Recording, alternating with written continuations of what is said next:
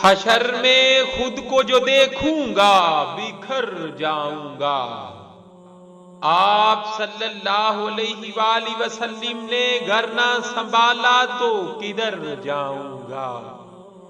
इतना मानूस हुआ का मैं तेरे कदमों से, मुझको कदमों से किया दूर तो मर जाऊंगा। इतना तड़पा हूं मैं मदीने की हाजिरी के लिए, मैं जी उठूंगा जो मोहम्मद सल्लल्लाहु अलैहि वसल्लम के नगर जाऊंगा। आदते नात बहाना है मेरी बख्शिश का, नात पढ़ते हुए मैं पुल सिरात से गुजर जाऊंगा।